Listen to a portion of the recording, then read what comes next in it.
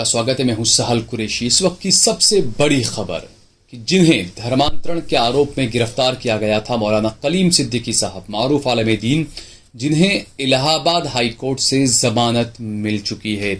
तकरीबन 18 महीने जेल में रहने के बाद मौलाना कलीम सिद्दीकी साहब जेल से बाहर आएंगे। तो हम बात कर रहे हैं मौलाना कलीम सिद्दीकी साहब की, जिन्हें सितंबर 2021 में अवैध धर्मांतरण के मामले में गिरफ्तार किया गया था।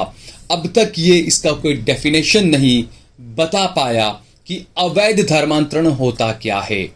बहरहाल सितंबर 2021 में हजरत मौलाना कलीम सिद्दीकी साहब को गिरफ्तार किया गया उनके साथ में, और कुल मिला के जो पूरे जो मामले थे, तकरीबन 17 लोग इस मामले में गिरफ्तार किए गए थे। उसमें उमर गौतम का नाम भी शामिल है। सबसे पहले उमर गौतम की ही गिरफ्तारी हुई थी, और उसके बाद मौलाना कलीम सिद्दीकी साहब, और उसके बाद अलग अलग कारी सईद साहब, और काफ़ी लोग इसके अंदर थे जिनकी गिरफ्तारी हुई। हाई कोर्ट ने कई लोगों की जमानत को रद्द कर दिया था। दोबारा जमानत के लिए अर्जी फिर सुप्रीम कोर्ट में भी की गई।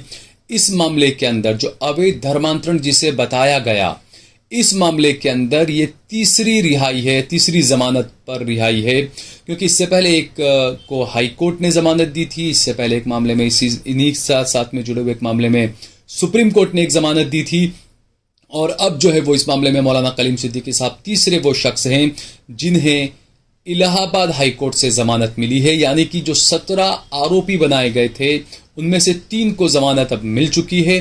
बाकी 14 लोग अभी भी बचे हुए जो जेलों में बंद हैं। तो ये कहा जाता है कि जब हर तरफ से अंधेरा होता है, जब हर तरफ से बुरी खबरें आ रही होती है, तो मेरा रब कहीं ना कहीं से एक अच्छा सूरज भी उगा देता है, खूबसूरत चांद का नज़ारा भी दिखा देता है। तो ऐसा ही माना जाएगा, क्योंकि हमने देखा मौजूदा वक्त में मुल्क में जो हालात बने हुए हैं, जगह जगह जो दंगे फसादात, मदरसों को जला देना, मुसलमानों को मारना पीटना, कई मॉब लिंचिंग के भी 1-2 मामले पिछले दिनों में एक बार फिर से सामने आए हैं।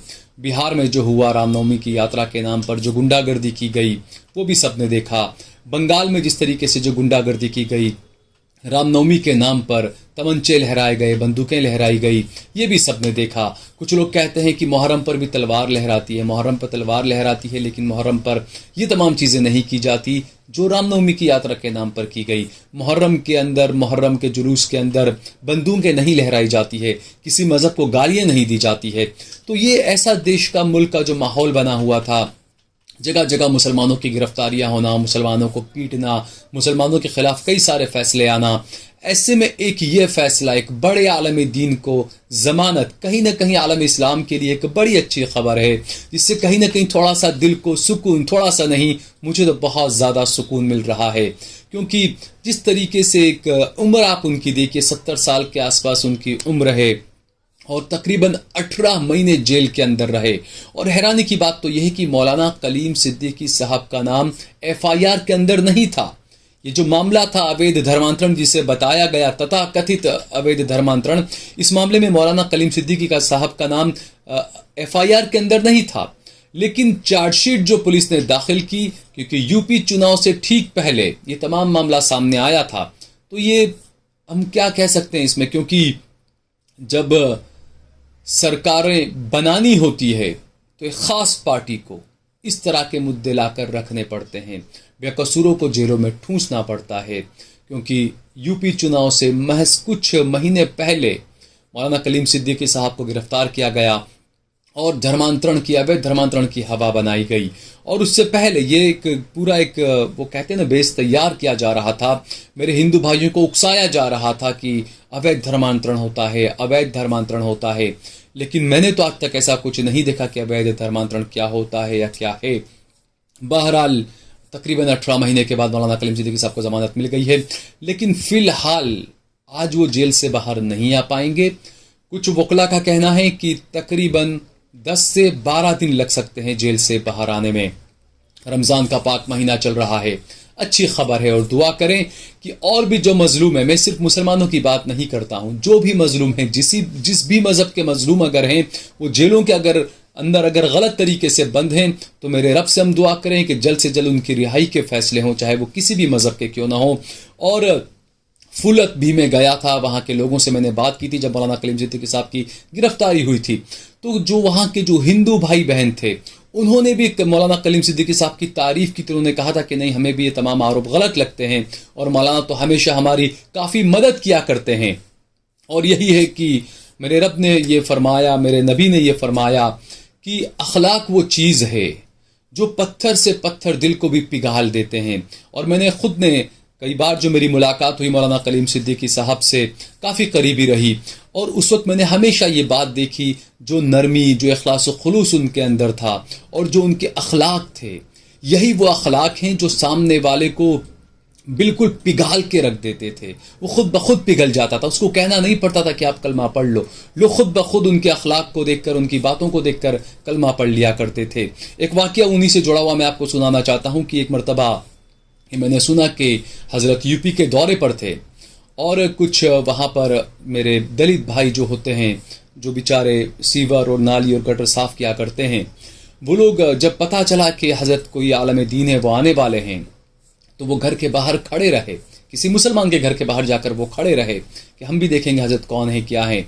जब हज़रत आए वहाँ पर, हज़रत उन लोगों से मुसाफा किया, यानी कि हाथ मिलाया उनसे, और उसके बाद उस मुसलमान के घर के अंदर उन लोगों को वो लेकर गए। और जब खाने बैठे तो अपने साथ में उन्होंने खाने बैठाया उन लोगों को, और जब रोटी तोड़ी तो हज़रत ने अपनी रोटी में से आधी रोटी उस दलित के हाथ में दी। बस ये देखकर उसकी आंखों में आंसू आ गए। उसने कहा कि मुझे इतनी इज्जत कभी किसी ने नहीं दी। सिर्फ इतनी बात थी, वो इंतजार कर रहा था कि हम कब खाना खाकर, खाना खत्म कर कर खड़े हों और हजरत से दोबारा मुलाकात करें। खाना खाकर वो लोग खड़े हुए और सीधे उन्होंने हजरत से कहा, हजरत हमें कलमा पढ़ा दीजिए। यहाँ किसी को कुछ फोर्स नहीं करना पड़ा, किसी को कुछ दिखाना नहीं पड़ा। बस ये वो अखलाकी हैं जो मेरे नबी सल्लल्लाहु अलैहि वसल्लम ने, जो मेरे रब ने हमको बताया कि किस तरीके से आप किस अखलाक से आप लोगों के साथ में पेश आएँ। तो ये वही चीज़ें हैं, और यही चीज़ें लोगों को पता नहीं क्यों कचोटती है, क्योंकि आपके अखलाक कैसे हैं, दूसरों के अखलाक कैसे हैं, वो साफ नज़र आ रहा है। और दूसरा, कई लोग ये कहते हैं, जो धर्मांतरण की बात होती है तो लोग ये पाकिस्तान का मुद्दा लाकर रखते हैं कि पाकिस्तान में पहले 3 करोड़ हिंदू थे या 1 करोड़ हिंदू थे या 4 करोड़ हिंदू थे, अब कितने हैं। वो लोग ये भूल जाते हैं कि पाकिस्तान से बाद में बांग्लादेश अलग हुआ, कई लोग बांग्लादेश चले गए, कई लोग दोबारा भारत भी आ गए। ये भी एक इश्यू, ये भी एक चीज़ है। ये चीज़ों को लोगों को देखना चाहिए। जो व्हाट्सएप यूनिवर्सिटी के जो मैसेजेस है उस पर यकीन नहीं करना चाहिए, अपने दिमाग से भी कुछ लोगों को सोचना चाहिए। बहरहाल एक बार फिर से मैं सभी को मुबारकबाद देता हूं, और अच्छी बात है जो लोग जानते हैं, और ये किसी तारीफ के मोहताज नहीं है मौलाना कलीम सिद्दीकी साहब किस तरीके से। क्योंकि अगर बात आती है प्रेशर की, तो ये भी खबर आई थी कि जिसने राम मंदिर पर सबसे पहला बाबरी मस्जिद पर हथौड़ा चलाया था, वो शख्स, उसने कहा कि वो बहुत बेचैन रहता है, उसको कहीं पर भी कुछ अच्छा नहीं लगता है। वो खुद इस्लाम कबूल किया उसने उसके बाद में। तो ये जो तमाम चीज़ें हैं मेरे दोस्तों, और ये वो मज़हब है कि मैं बार बार ये कहता हूँ कि जो कुरान है वो सिर्फ मुसलमानों की किताब नहीं है, वो इंसानियत की किताब है। हर किसी को पढ़नी चाहिए, पढ़ सकता है जो पढ़ना चाहे। और दूसरा, जो कहते हैं कि ज़ोर ज़बरदस्ती से, ज़्यादती से इस्लाम फैलाया गया, मैं उनसे कहूँगा जो लोग ये कहते हैं वो खुद एक बार कुरान को पढ़ें। यकीन मानिए वो किताब है कि आपके दिलो दिमाग के अंदर एक अलग सी कुछ चीज़ छा जाएगी, एक अलग से ऐसी रोशनी आपके दिल में आ जाएगी कि आप खुद ब खुद इस्लाम कबूल कर लेंगे। कोई मुसलमान आपके पास नहीं आएगा कि आप इस्लाम कबूल कर लें। आप जब कुरान पाक को पढ़ेंगे, उसके तर्जुमे को समझेंगे, उसकी बातों को समझेंगे, आपको खुद ब खुद उस मज़हब से, उस किताब से मोहब्बत हो जाएगी। तो यही है मेरा मज़हब। आलम इस्लाम के बीच में जो मज़हब है, दुनिया के बीच में जो मज़हब है, ये वही मेरा मज़हब है इस्लाम। और किस तरीके से इसका प्रचार प्रसार हो रहा है, हमने देखा अमेरिका के अंदर, बरतानिया के अंदर, फ्रांस के अंदर, जर्मनी के अंदर, कहीं पर कोई तलवार नहीं फैलाई गई, तलवार नहीं चलाई गई।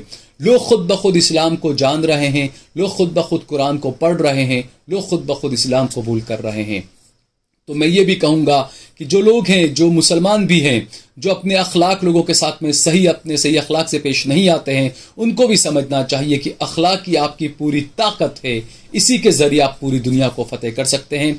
आपको उसके लिए तलवार उठाने की ज़रूरत नहीं है, बस कलम और अखलाक, ये 2 चीज़ें हैं जिससे आप पूरी दुनिया फतह कर सकते हैं।